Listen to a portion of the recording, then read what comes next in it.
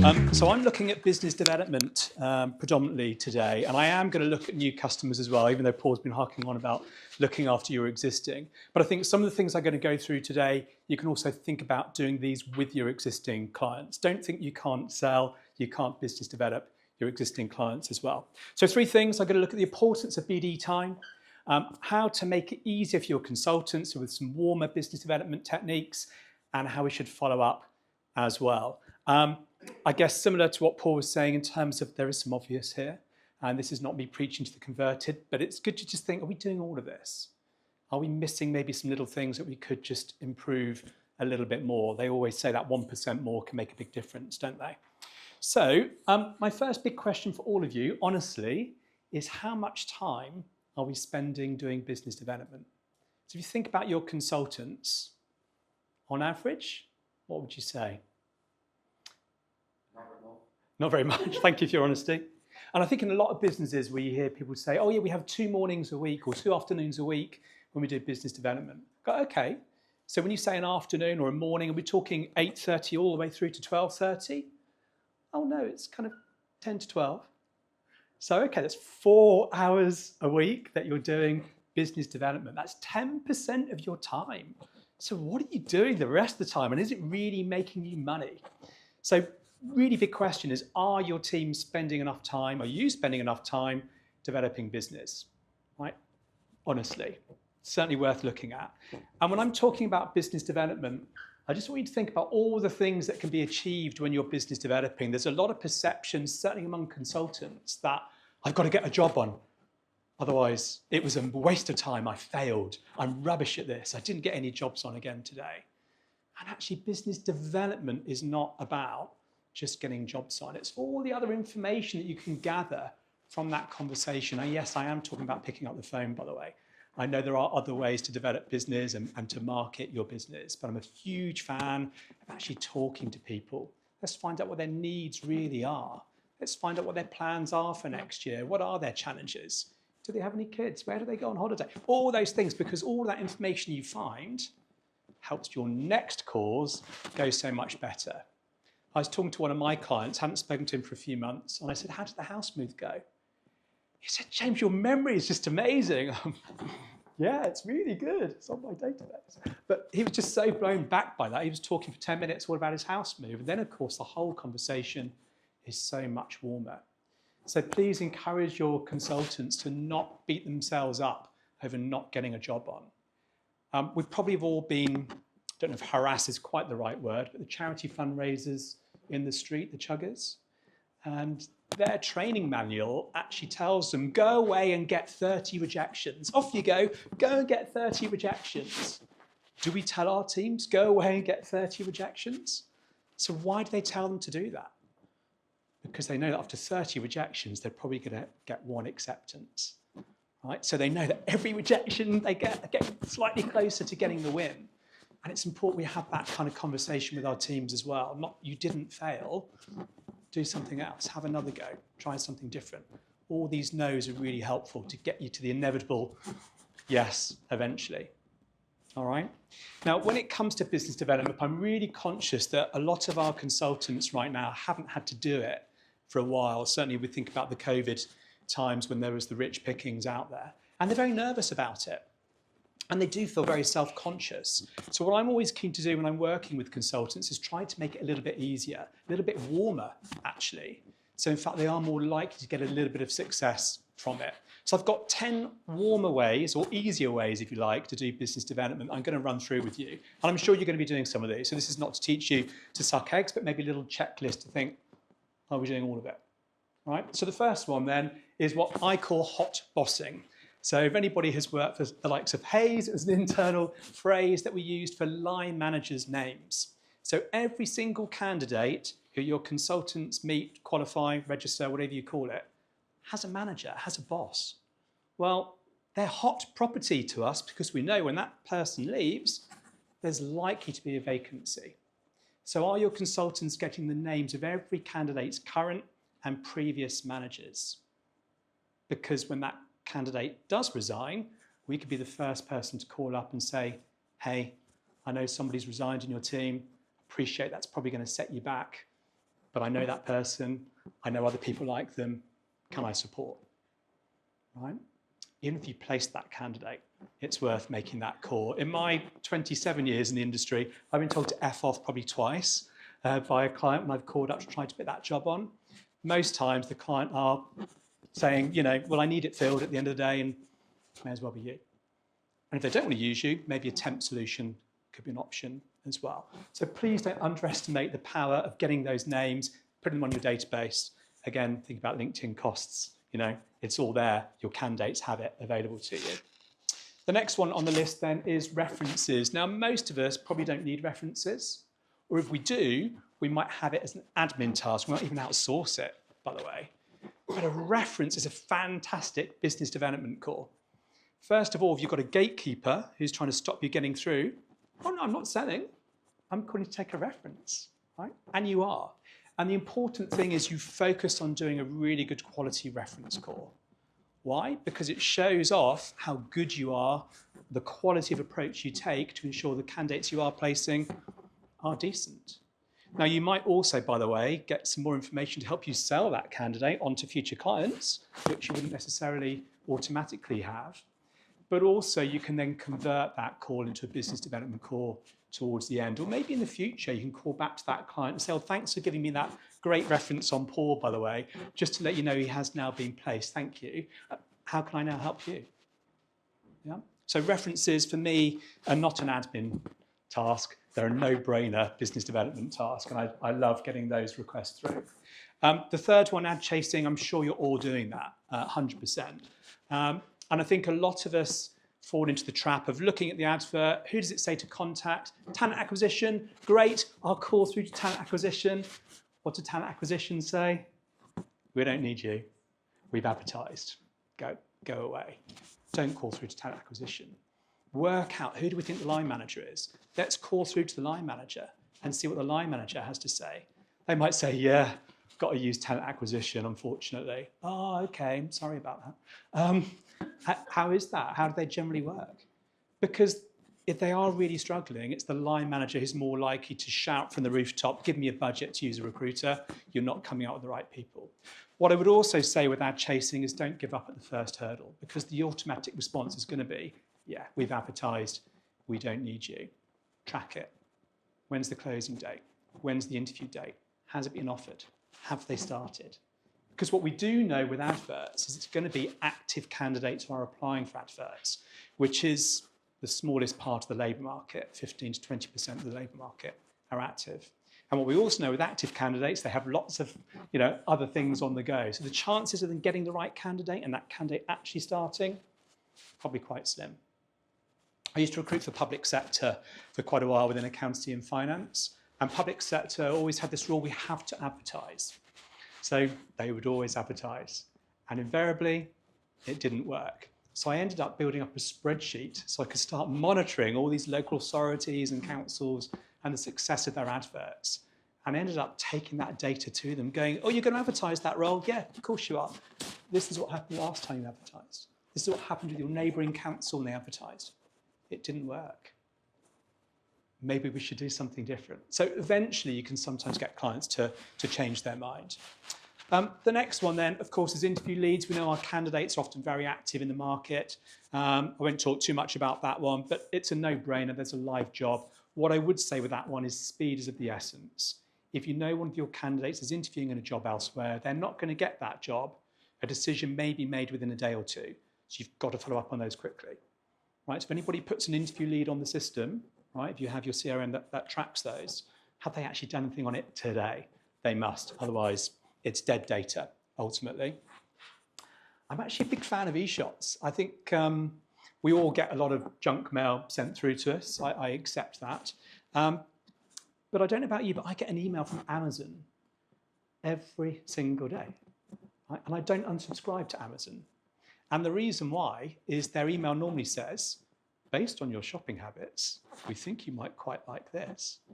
And damn them, invariably, they get it quite right. It doesn't mean I always buy it, by the way. Do you have that as well? I might look at it. It depends on the day. And I might sometimes click on it. And occasionally I do buy it. So it works. Now, actually, if you're using your CRM effectively, you could do something very similar. If you're a finance director, then we can probably make a pretty good guess about the kind of candidates you might like. If we know you use SAP, then here's a candidate who uses SAP, and so on. So I think if we're doing e-shots, they should be very niche, they should be targeted, and we can actually do them very well. I certainly wouldn't do them daily, by the way, just FYI. The next one is old jobs, and this is really a lot about what Paul's talked about already. So you probably have a lot of data. Don't let those relationships run sour. Keep in touch with those clients. It could be a client had a job a year ago, you didn't even get it to interview. The client might not remember the fact that you didn't get it to interview. Call them up. This time last year, we were helping you with this vacancy. How are things this year?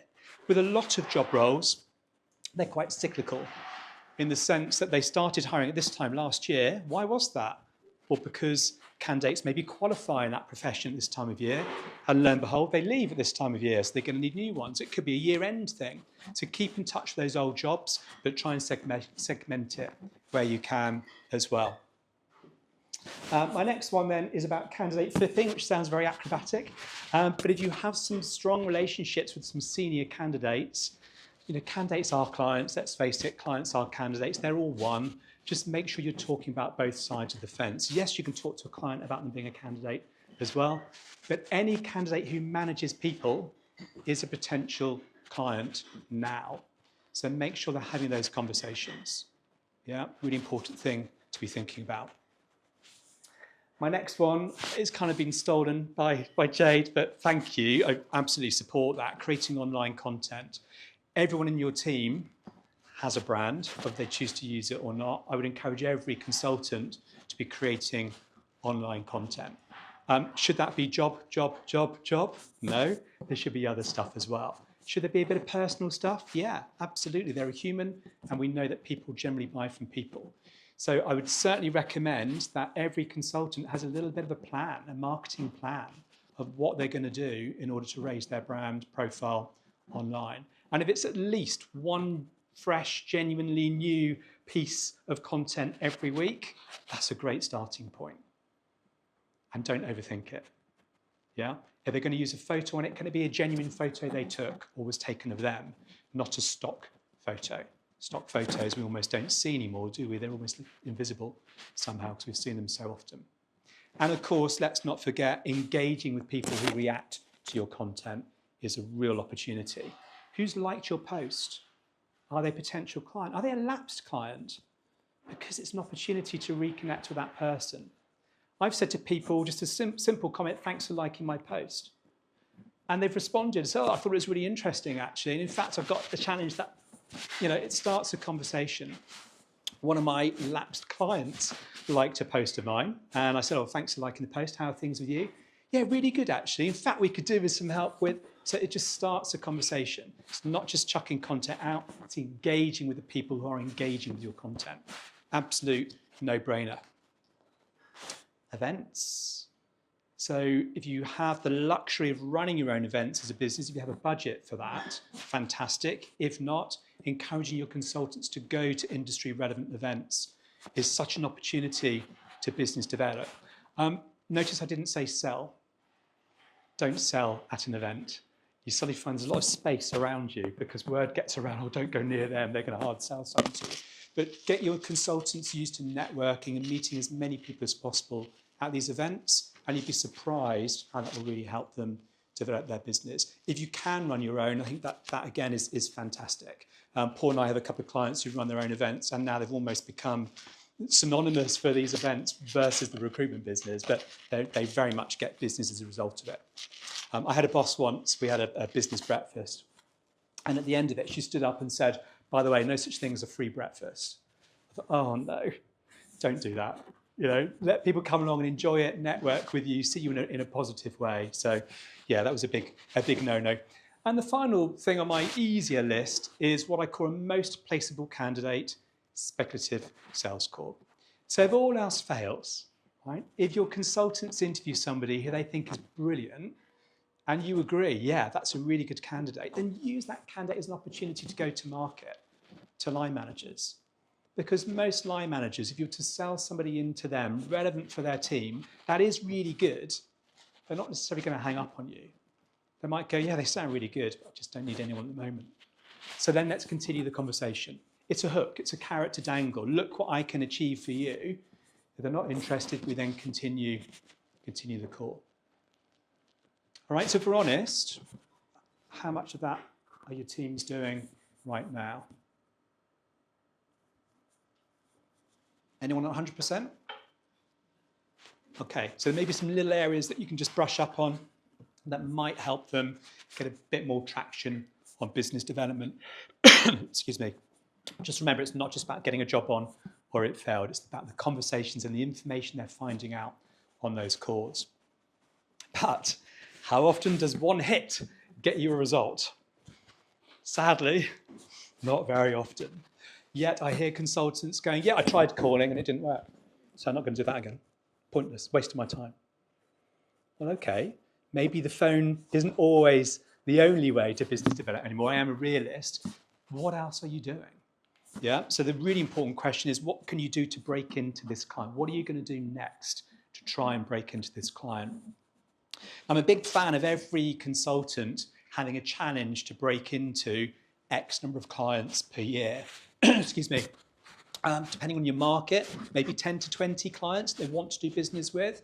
I think if you go too high a number, very little work is going to be done on those clients. In my lame example here, I've got 5 clients. So I have Need Me Co, and I've identified 2 decision makers there.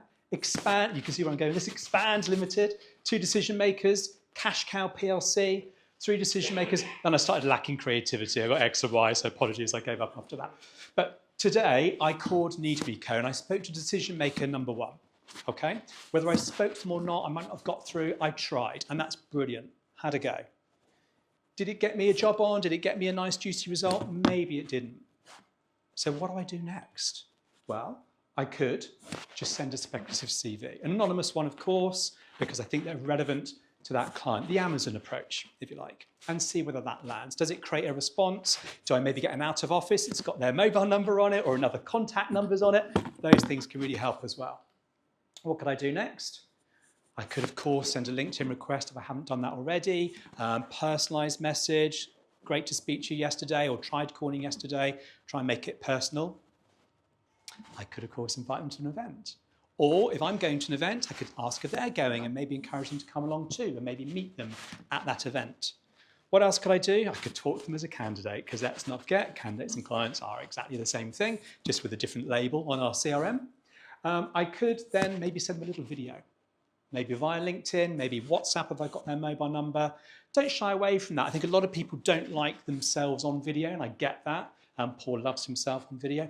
But actually, it's personal. And if people watch that, they then feel a little bit more compelled to reply because you've gone to some trouble. So it's something to really consider. I'm not talking about a really nice, polished, airbrushed video. No, a quick one on your phone, sat at your desk is all that's needed. Okay, it looks more authentic, actually, if it's a bit rustic, shall we say. What else could I do? I could, in theory, just turn up. Now, that's not always appropriate to all of your markets. And I wouldn't say I've always had a lovely, warm welcome when I've done that. But you'd be really surprised, actually. Sometimes you say, I'm in the area, I was just talking to one of your competitors over the street. Well, okay, I can give you 15 minutes. It can work. It's a bit cheesy. It's not always my favorite method, but don't knock it if you haven't knocked it, right? It's certainly worth trying. So I've tried these 7 things, right? Why 7 things? Generally takes 7 no's to get a yes in our world, apparently. But if it doesn't work at 7, am I going to think, well, I've tried all those things, didn't work? No, I'm now going to do them with the other decision makers. And in fact, I'm going to go back to the beginning and maybe do it again. Right? Don't give up. Keep trying, keep trying, keep trying. But I guess my final word on all of this is you are what? The conductor. Right? This isn't going to happen without you. You know, all this needs to happen with you orchestrating it. Your good sales leadership, I think, in this market is absolutely key. Otherwise, it just doesn't happen. I could say, oh, yeah, I did it, I tried it, yeah, I've done it. I maybe stuck something on the CRM. Did I actually do it? So you have to try and create a bit of fun around this, a bit of competition, You've got to do it yourself as well, to be frank, so they can see how you're doing it. Take them on meetings with you. They can see how you're running meetings as well. So yeah, it is a tough market, but if you're not doing all those things, then you're not going to get the results from what is available. And there are still a lot of vacancies out there. Yes, it's harder to get them, so you've got to do it.